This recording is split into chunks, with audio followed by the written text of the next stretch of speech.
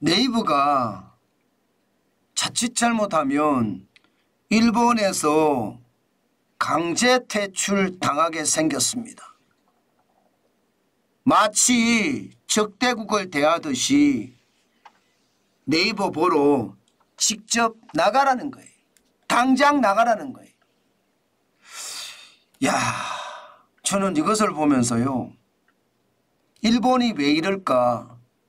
일본은 분명히 우방이라고 생각을 하거든요. 그런데 일본은 대한민국을 우방이라고 생각하지 않는 것 같습니다. 그만큼 말도 안 되는, 그것도 자유민주주의와 시장경제를 채택하고 있는 나라, 그 나라 중에 일본과 우리나라는 우방이라고 이야기하는 나라, 그 나라가 우리 기업을 당장 떠나라 이렇게 이야기한다는 자체가, 와, 이거는 굉장히 충격적입니다. 이 말이 사실일까요? 실제입니다. 여러분 보세요. 라인, 야후예요.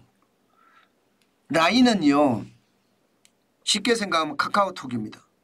대한민국의 카카오톡이 일본에서는 라인이라는 이름으로 네이버가 개발을 했어요. 그리고 야후라는, 야후 재팬이 포탈이거든요. 이 포탈하고 함께 말입니다. 개발해서 지금은 국민 메신저가 됐습니다. 라인이.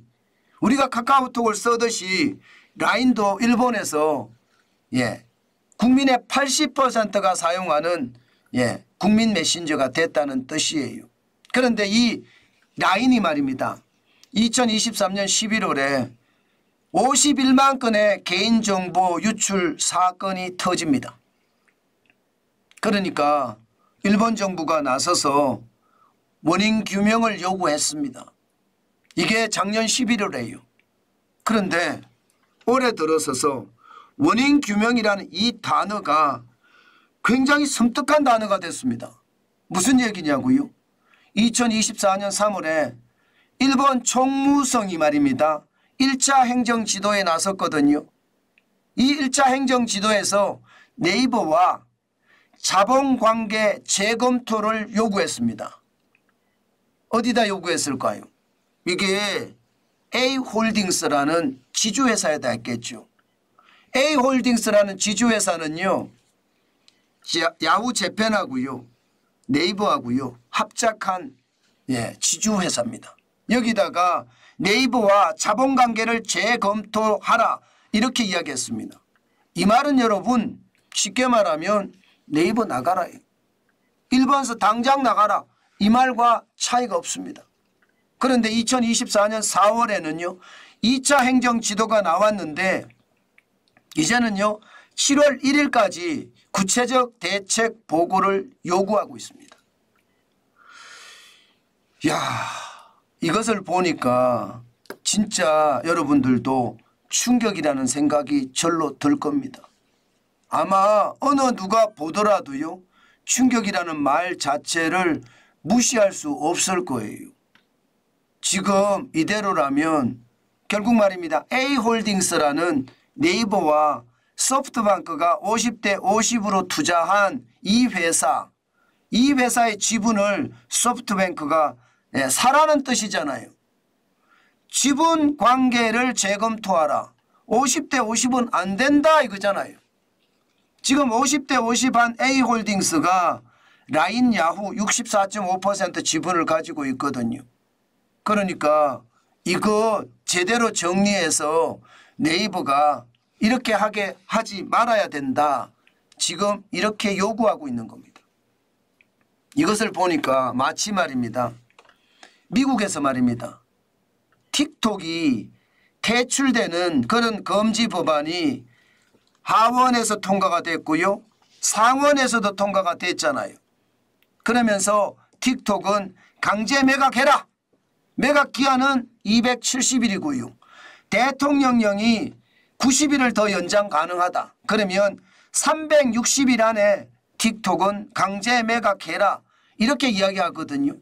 이것은 말입니다. 미국 입장에서 중국의 숏폼 영상 플랫폼이 거의 말입니다. 1억 7천만 명이 쓰는 그런 정보가 됐습니다.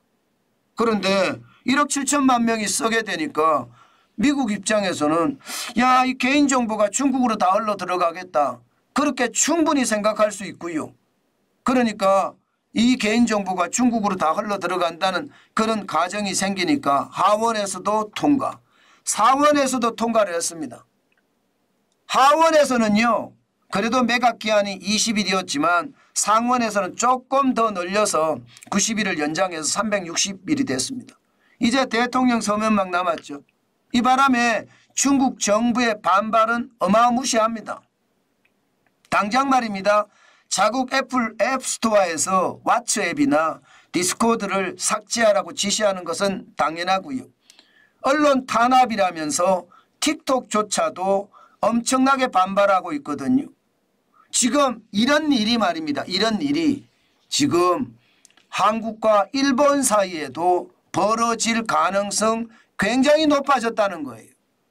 네이버가 가지고 있는 지분 1%만 소프트뱅크로 간다고 하더라도 라인은 이제 네이버 것이 아니고 소프트뱅크 것이죠. 예, 그만큼 말입니다. 일본이 강제한다는 것, 이것은 어쩌면 말입니다. 외교 문제로까지 비하되지 않을까, 저는 그런 생각을 합니다. 일본은요, 어쩌면 말입니다. 겉으로는 우방국이라고 이야기하지만 속내는 적대국으로 우리를 인식하고 있는가 봅니다. 그러니까 이런 문제가 생긴다, 저는 그렇게 보거든요. 사실 라인 잘 나가거든요.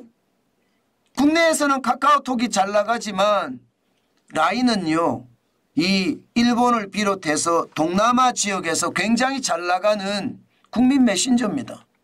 당장 말입니다. 일본만 하는 것이 아니라 태국, 대만, 인도네시아까지 서비스를 하고 있고요. 지금 사용자만 하더라도 1억 7,900만 명이에요.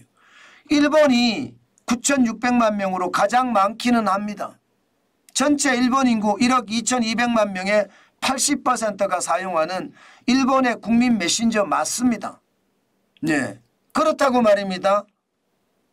대한민국이 자본주의를 택하고 있는, 시장경제를 택하고 있는 일본에 가서 정당한 이유 없이 저는 이렇게 한다는 것, 이것은요 우방 국가에 해야 될 일이 아니라고 봅니다. 그만큼 말입니다. 일본은 지금 우리나라를 굉장한 적대국으로 보는 듯합니다. 저는 그런 게 너무 가슴이 아프네요.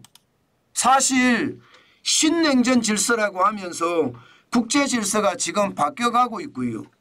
또 우리는 자유진영과 연대를 해가면서 협조를 하고 있잖아요. 그런데 일본은요, 우리를 그렇게 생각하지 않는 것 같아요. 결국 일본은 우리가 어떤 국제관계에서 관계를 좀 넓히려고 하면 일본이 계속 반대하는 그런 적대국인지도 모르겠습니다. 분명히 밖으로는요 안 그런 것 같은데 이 속으로는 적대국으로 대우하는 듯한 모습, 참 안타깝습니다. 저는 일본이 사실상 우물 안에 앉아 있는 것 같아요. 우리도 우물 안에 앉아 있지만 말입니다. 일본은 우물 안에 앉아 있다가 작은 하늘만 보면서 그걸 가지려고 한국을 이용했다. 저는 그렇게밖에 생각이 안 들거든요. 그러다가 말입니다. 경제 2위 무역 대국에서요. 당장은요 중국한테 추월을 당해서 3위로 밀려났잖아요. 작년에는요 독일한테 추월을 당해서 4위로 밀려났습니다. 여기에다가 올해는 인도한테 추월을 당해서 지금 자칫 잘못하면 5위로까지 밀려날 판입니다.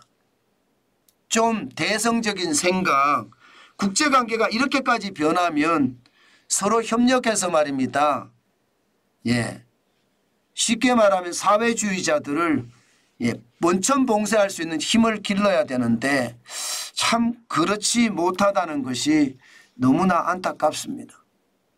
만약에 이게 네이버 일본서 나가라 이렇게 본격적으로 시작이 돼서 7월 1일까지 만약에 네이버가 일본에서 떠나게 되면 아마 반일 감정의 후폭풍은 또 한 번 몰아칠 겁니다. 이게 누구라고 하더라도 몰아칠 수밖에 없는 구조예요.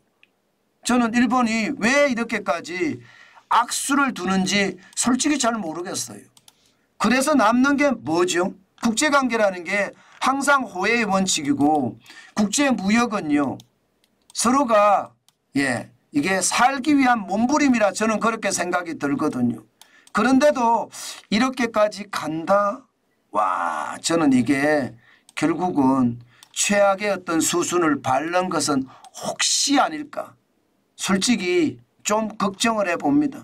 만약에 이게 또 한 번 이런 문제가 외교 문제로 비화가 돼서 이게 시장 전체에 영향을 미친다면 또 반일 어떤 상황은 또 한 번 도달하지 않을까. 저는 솔직히 그런 생각도 해봅니다. 참 답답하네요. 그죠? 참 답답하죠. 저도 많이 답답합니다.